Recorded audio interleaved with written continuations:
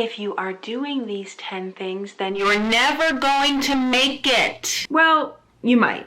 But beware, because in this video, I may be calling you out on any of these 10 things that you might be doing that could be preventing you from getting a great video editing job. If we haven't met yet, I'm Colleen and I'm your video editor. And in this channel, I teach you how to get a video editing job and how to get paid doing what you love. So for more tips on that, be sure to hit subscribe with the bell so you don't miss a thing. And in the meantime, let's dive in. Stop limiting yourself to one platform. What's the problem here? Well, certain types of jobs and clients gravitate towards certain types of platforms. Especially if you haven't developed a specialty yet, applying on only one platform may lead you down a path of only experiencing certain types of jobs. I think it's more beneficial to test out multiple platforms on a regular basis. It's the fastest and most efficient way to apply to a vast amount of video editing jobs and to get your next job faster. And for more tips on the right platforms to apply to your video editing jobs,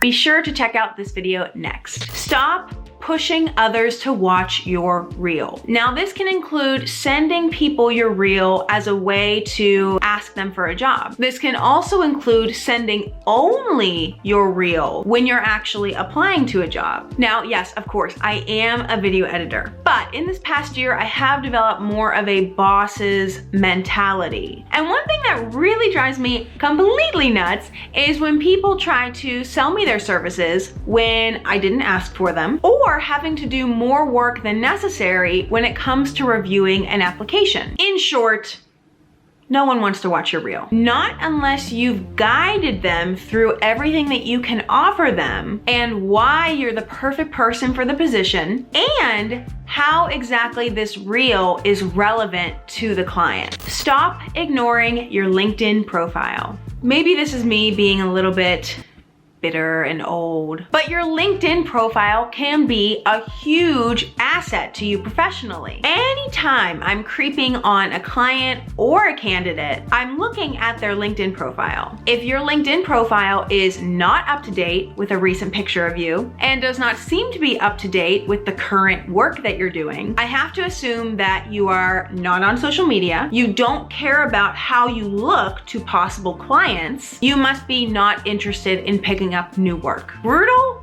Maybe. But subliminally, this is what a lot of clients and companies are thinking if they see a totally barren LinkedIn profile. Stop limiting your niches. Just like limiting yourself to one platform, limiting your niches before you've gotten enough experience in a wide variety of niches can lead you to getting zero experience at all. Say you want to edit gaming videos for YouTube. Well, that's pretty niche, but there is plenty of opportunity. But if you're having trouble getting into the gaming niche, it may be because you're not experienced enough, or you simply don't have the soft skills needed to convince clients of your ability. Experience trumps everything else, no matter what video editing niche it falls into. Stop having a bad attitude with clients. Does this mean letting clients walk all over you?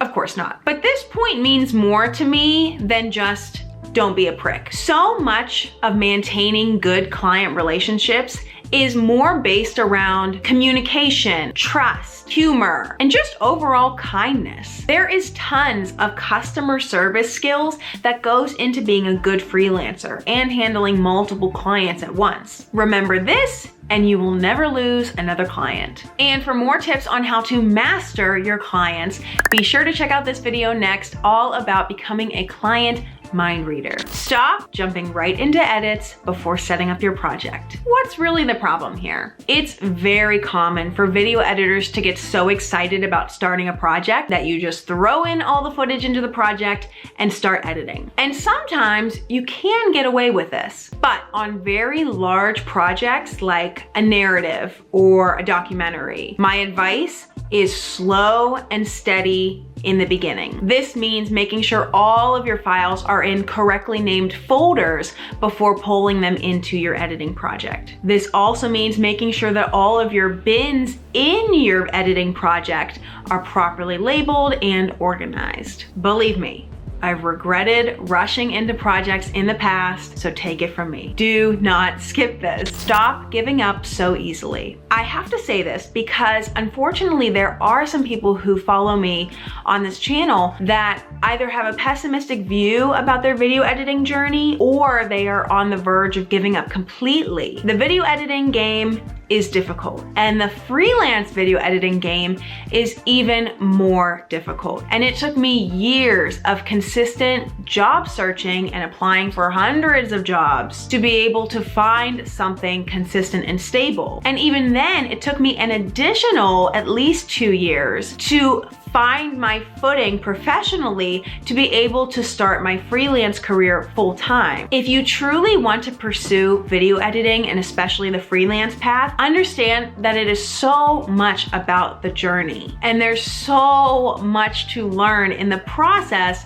of becoming a video editor. And since you haven't given up on learning these tips, I would appreciate it so much if you could hit the like button below so this video can spread to more people. And if you are serious about getting your first job as a video editor, you can always check out my class on Skillshare, brand spanking new. Get your first job as a video editor, and you can try out Skillshare by clicking the link below for a free month of Skillshare. All right, let's get back into it. Stop sending a general cover letter. What's the problem here? Well, a general cover letter makes applying very easy. It's also going to lead to you being passed over on the job pretty quickly as well. A custom tailored cover letter is always going to have a stronger effect on each client. Now, this can include pulling in the client with an engaging first line of your cover letter, citing specifics on why you are the perfect fit for them, and giving custom feedback on your thoughts on their company and how they can improve their company with your skills. Stop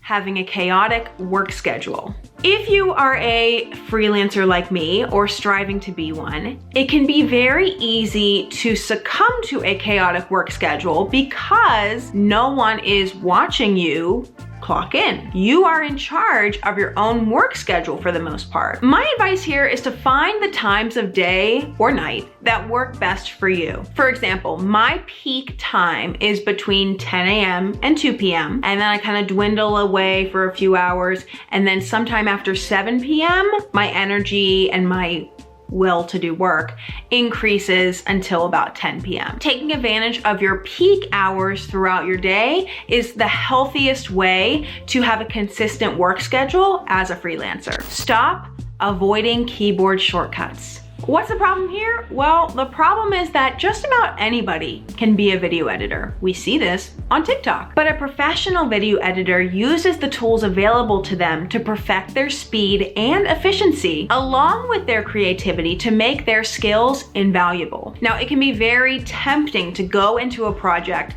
with the same exact workflow that you use for the previous one. But what would be more beneficial to help you grow as a video editor is to always keep in the back of your mind, is there a faster way I can be doing this? Or simply, is there a shortcut for this?